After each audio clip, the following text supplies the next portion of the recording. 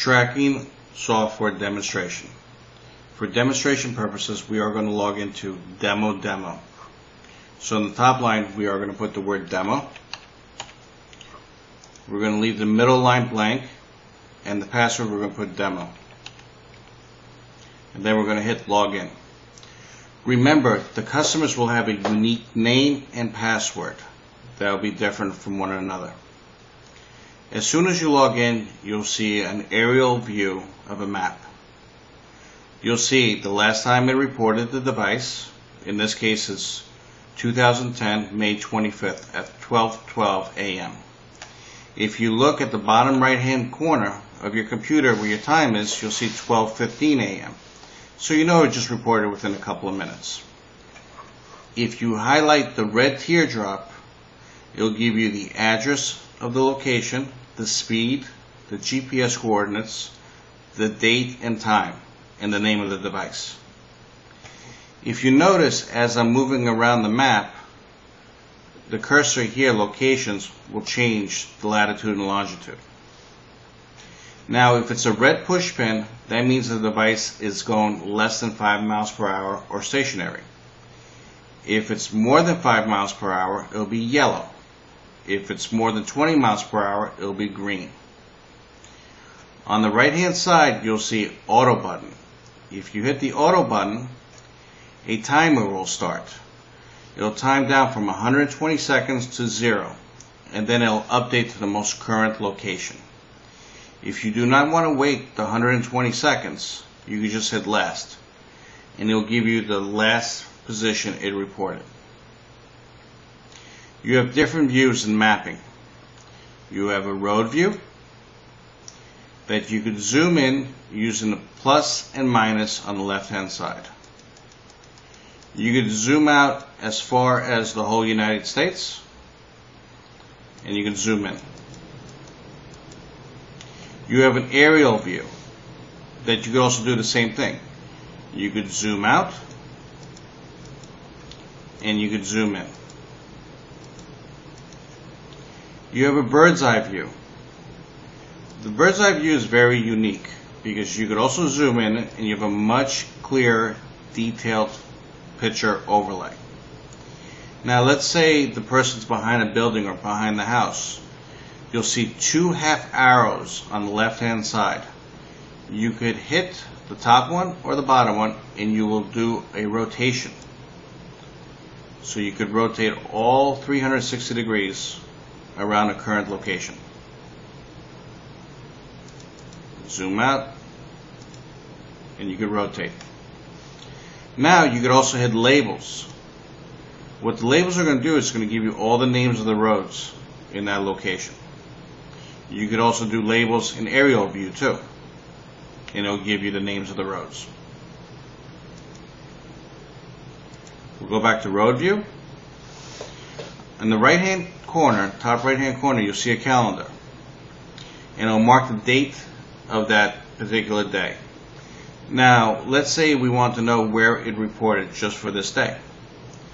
You would highlight the date, in this case it would be the 25th of May, and hit update. Make sure the timer is not going. Once you hit update, it's going to show you everywhere it reported since 12:01 a.m. So it's capturing 12:01 a.m. to 11:59 p.m. So right now, if you hit show location details, it'll give you the date and time, the status location, the latitude and longitude, the miles per hour, the heading, and the address. Since the device has not been moving, right now it's reported since 12:01 a.m. you only have 9 locations, because right now the time is 12:18. Let's say we want to know where the device was yesterday all day. You go from the 24th of May, and then underneath is another calendar. You just hit that and it'll bring up another map. Go back to May and pick the 24th.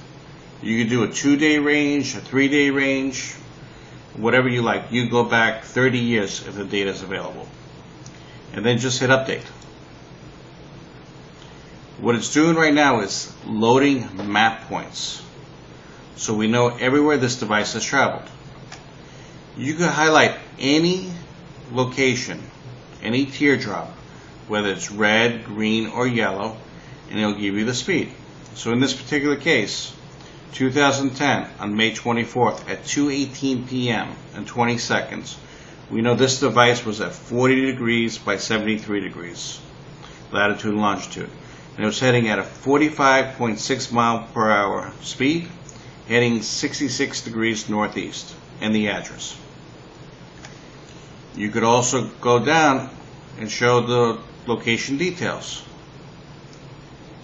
And if you go through all location details, every time I report it, it will show you the address, if there was an address captured, the latitude and longitude, the time and the location. You could pick a teardrop. Say you want to know where this teardrop was, number 397. You just pick it, and it'll pop up that location. So we know it popped up that the name of the device in this case is Demo at 2010 May 24th at 1:37 p.m. The latitude and longitude, the speed which was stationary, and the address. So right now you can go back as far as you want and pick the date, and you can even pick a particular time. If you notice on top of the calendars there are times. You could change these times to whatever you want. So if you want to report just from 3 p.m. to 4 p.m., you could do that. So you put 3 p.m. here, bring up the other calendar, and then you pick 4 p.m. You could hit the last position, and it'll bring you to the most current position it is now, the last time I reported. You could highlight it, and it'll give you the name, the address, the time, and everything. You can change the time zones. So if it's in any particular time zone in the world, just pick the time zone. So right now you could take a teardrop, and you could do control and drag, and it'll give you the distance. So you can measure from one distance to the other. If you notice over here, as I was dragging it, it shows the latitude and longitude and the distance, 0.05 miles. So to recap, you have a road view, an aerial view, a bird's eye view. You could add labels, take away, put them up. You could hit update to bring you all the information from 12:01 a.m. to 11:59 p.m. You could hit last to bring you back to the most current position. You could hit auto to do an auto update. So basically after the 2 minutes it'll time down and then it'll reset itself. The software will not time out. You could hit stop. You could hit update. You could do a replay. If you hit the info box and then hit replay, it'll tell you as it reported, one box at a time, where the device was. So if somebody's traveling, it'll bring you up a report and it'll tell you every time it moved.